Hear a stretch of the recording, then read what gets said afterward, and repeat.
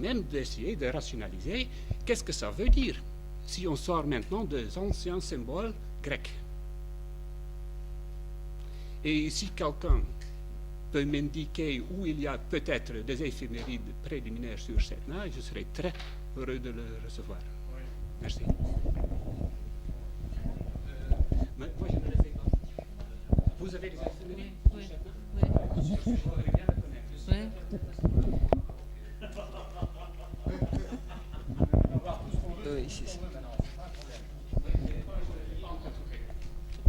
Oui, Claire Henriot voulait se mettre. Non, mais allez-y, de toute façon, c'est pas grave. Alors, je reviens sur Proserpine dans la continuité du débat. Alors, je reviens sur Proserpine, qui en fait, donc, il est avéré que c'est effectivement une planète fictive, puisqu'en fait, au-delà de Pluton, on découvre de multiples cailloux, Sedna, Kawar, etc. Et que, en fait, par rapport à la signification astrologique de ce Proserpine, ce serait plutôt effectivement un féminin pluriel qui correspondrait bien à la réalité astronomique de ce qu'on découvre tous les jours, puisque tous les jours on découvre de nouveaux, enfin j'exagère peut-être tous les jours, mais on ne cesse de découvrir de nouveaux corps au-delà de Pluton. Et je voulais dire aussi, justement, à propos de ce Pluton et de Saturne, enfin, que justement une ordonnance logique, structurelle, comme celle du RET qui définit Saturne comme étant l'existence, la transcendance de l'existence, pardon, c'est-à-dire que on part de notre réalité existentielle pour découvrir quelque chose de plus complexe, donc qui va nous amener à découvrir à la porte de cet autre référentiel qui est Pluton. Pluton, c'est effectivement le passeur, on change de référentiel, et quand même astronomiquement Pluton, qui est parfaitement, apparemment les astronomes ne remettent pas en question la fonction Pluton, quand dans toutes les représentations actuelles du système solaire qui sont divulguées partout, il y a Pluton, ça ne bouge pas, et les représentations des orbites, etc. Pluton avec son charon, qui a quand même la particularité unique avec la Terre d'avoir un seul satellite, sauf que ce qui les différencie, c'est que la Lune tourne autour de la Terre dans le même sens, dans le même temps qu'elle tourne sur elle-même dans le même temps qu'elle tourne autour de la Terre, alors que dans le couple Pluton-Charon, c'est Pluton qui tourne sur lui-même dans le même temps que son satellite, mais à lui tourner autour. Ce qui indique bien qu'on change de référentiel, on renverse les valeurs, et que maintenant qu'on est rentré dans cet autre monde, eh ben, on n'arrête pas de découvrir d'autres mondes. Au début, on voyait que celui-là, parce qu'on arrive juste.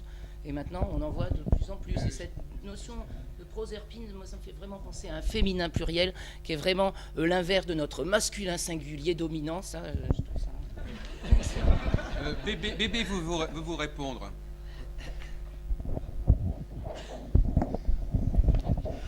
Donc je vous rappelle que dans la littérature conditionnaliste, on me qualifie de renégat, de transfuge, de je sais pas quoi, enfin j'oublie les mots. De traître. Terme que j'assume complètement, notamment quand je t'entends parler, Claire. Et pourtant, t'es mignonne, hein, ça me fait chier de te dire ça. Hein. Notamment quand je t'entends parler, parce que tu me dis, mais enfin, il y a une structure logique, c'est évident. Mais tu te rends bien compte que ta logique, c'est notre logique, pour parler dans votre langage de conditionnaliste, strictement de la représentation. C'est-à-dire de l'image mentale, de la manière dont on ordonne nos perceptions du réel. Et que moi, je me souviens avoir entendu à une époque, Jean Billon s'en souvient, il y a 12 signes, 12, et donc il doit y avoir 12 planètes, 12 aspects, 12 tout, c'est logique. Et tu tiens le même discours, c'est-à-dire qu'aujourd'hui, tu me dis le satellite donc de Pluton, tout ça démontre bien que ça démontre rien. C'est la manière dont toute logique est une représentation mentale et n'est que cela. Comment les conditionnalistes qui me font vraiment chier, décidément, peuvent-ils avoir la prétention d'avoir la logique intrinsèque, cachée, ultime du réel? Alors que eux, vous, comme moi, comme le premier symboliste qui est à cette table, etc., ont une représentation mentale évidemment logique, puisque l'esprit humain aspire à une logique, mais qu'une logique des représentations, pour parler dans votre langage. Et ça me perturbe que vous ayez à la fois formulé ça pour... Vous me rappelez les psychanalystes, quoi. Les psychanalystes, je prends Jacques Lacan, il dit « toute connaissance a fonction de mes connaissances ». À fonction de mes connaissances. C'est-à-dire, tout ce que je sais me sert d'abord à ignorer quelque chose. Et ils vont dire, c'est vrai pour toutes les connaissances, sauf pour la psychanalyse, qui, elle, n'a pas de refoulé.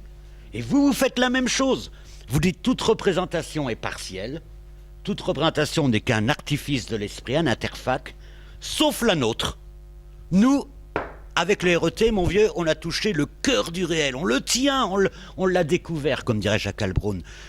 Vous manquez, vous, conditionnalistes, singulièrement d'humilité par rapport aux possibilités actuelles de l'entendement humain. Voilà. Et dans ton discours, ça transpire de partout. On a la logique du système. Tu me dis, moi j'en sais rien, on a une logique qui exclut, enfin vous avez, nous avons, je m'en branle, une logique qui exclut la possibilité d'une transplutonienne.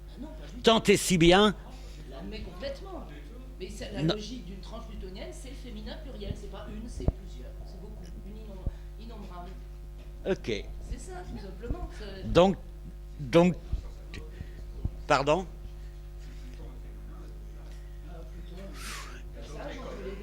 Bon, écoutez, on va essayer de changer un peu d'interlocuteur. Parce que...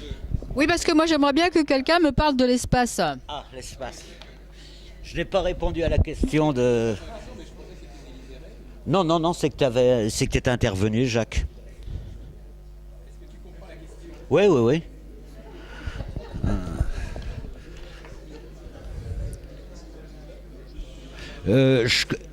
Merde. Marie, je me souviens plus exactement quelle est ton approche de l'astrologie. Ouais. Donc c'est clair, et je comprends la question de Marie. Ben, je te parie que je l'explique. Non mais attends, soit on a une approche spatiale de l'astrologie, et à ce moment-là, Marie a raison, faut prendre le zodiaque sidéral, c'est-à-dire faut prendre les étoiles.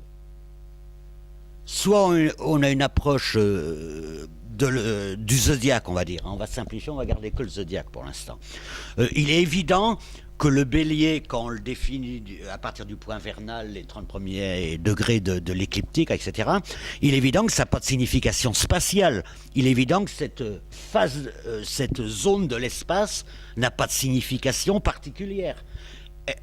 Puisqu'en plus, le système solaire tourne autour de la galaxie, tout ça n'est jamais dans le même espace. Donc soit on a une approche spatiale, et Marie a raison, il faut aller au zodiaque sidéral, les étoiles étant des repères de l'espace, soit une approche chrono, je sais pas quoi, une approche chronos, une approche temps, et à ce moment-là, elle va dire oui, le bélier, c'est quand l'arc diurne est égal à l'arc nocturne, comme pour le zéro balance, c'est que l'arc diurne, le jour quand c'est le soleil, mais l'arc diurne pour toute autre planète, devient supérieur à l'arc nocturne. C'est-à-dire on est bien dans le référentiel temps.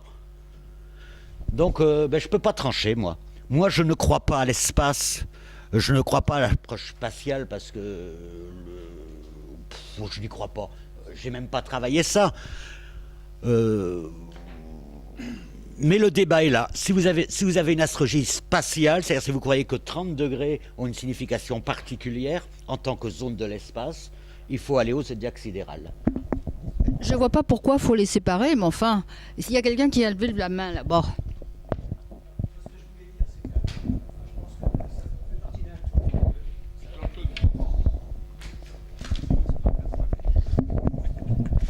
Le problème n'est pas de tenir compte, de prendre en compte telle ou telle chose. Le problème, c'est de savoir l'interpréter après. Hein ?